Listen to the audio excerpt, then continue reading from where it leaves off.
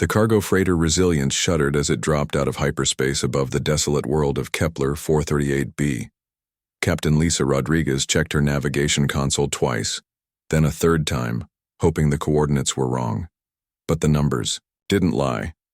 This was indeed her destination, a planet that had been marked as abandoned in the colonial records for nearly 7 years. "Atmospheric readings coming in now, Captain," called out Marcus Chen from the sensor station. The young engineer frowned at his displays. "Breathable atmosphere, gravity 0.97 standard, but..." He paused, running the scans again. "I'm detecting a single life sign. Small, roughly 1 kilometer from what looks like an old research outpost." Lisa felt her stomach tighten. The job had seemed straightforward enough. Deliver medical supplies to a research team on Kepler 438b, collect payment, and move on.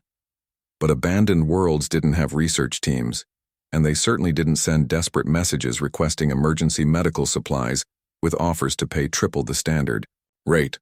"Take us down, Marcus," she ordered, settling back into her captain's chair. "But keep the engines warm. Something about this doesn't feel right."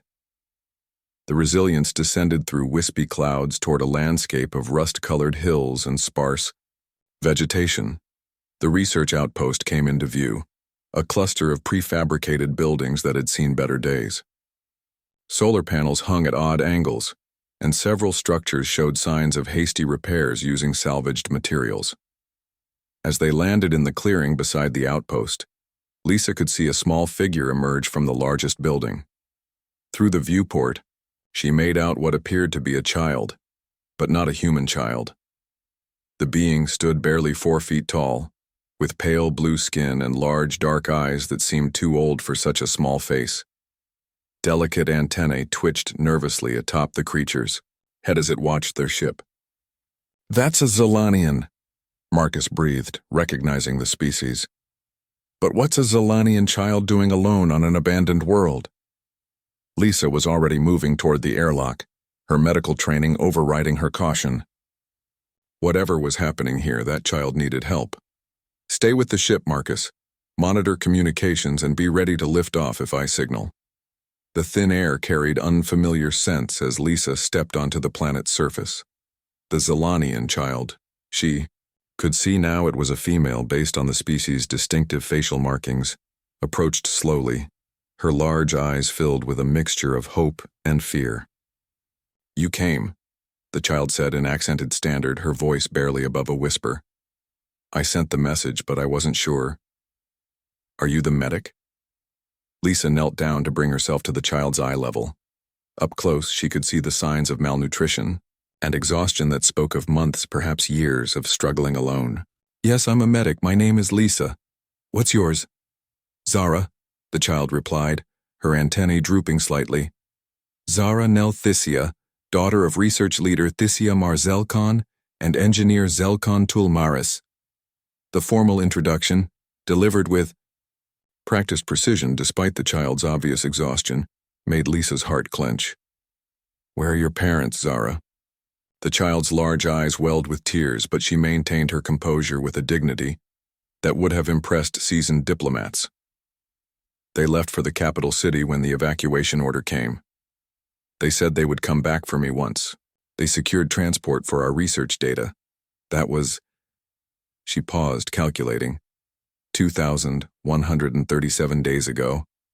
Nearly 6 years. Lisa felt anger building in her chest, not at this child, but at whatever circumstances had led to a young being abandoned on an empty world. "Why didn't you go with them?" "I was sick," Zara explained, gesturing toward the outpost. "Calarian fever. They couldn't risk exposing the other evacuees, so they left me in medical isolation with enough supplies for a month. They promised..." Her voice broke slightly. "They promised they would come back." Lisa's hands clenched into fists. She had seen enough of the galaxy's cruelty, but this hit differently. A child, left alone on a dying world, keeping faith in parents who had clearly found it convenient to forget their promise. The bureaucratic indifference that could allow such a situation made her furious. "Have you been alone this whole time?" Lisa asked gently. Zara nodded, then gestured toward the outpost. I learned to maintain the power systems from my father's notes. The water recyclers still work, and I managed to grow some food in the hydroponics bay.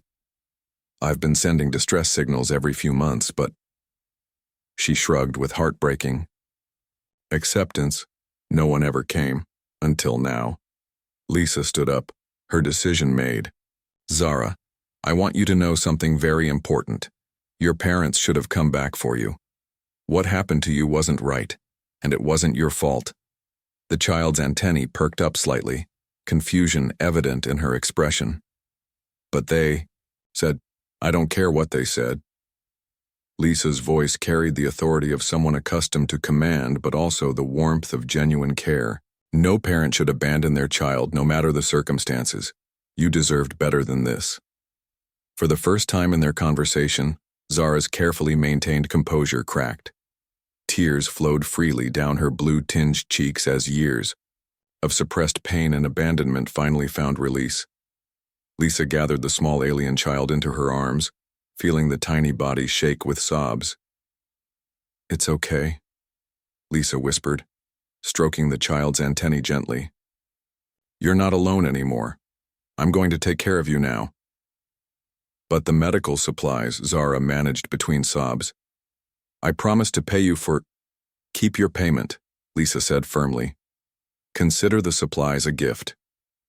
Later, as the Resilience lifted off from Kepler 438b with Zara safely aboard, Marcus Chen approached his captain with questions in his eyes. So what now, Captain? Zara's people have a homeworld. We could try to locate her extended family. Lisa looked through the viewport at the shrinking world below, then at Zara, who was curled up in the co-pilot's chair, fast asleep for the first time in years without the fear of waking up alone. Her people abandoned her, Lisa said quietly. But humanity doesn't abandon family, and that child is family now. Marcus nodded slowly, understanding dawning in his expression. He had served with Lisa long enough to recognize the tone that meant her mind was made up. Welcome to the crew, Zara, he said softly.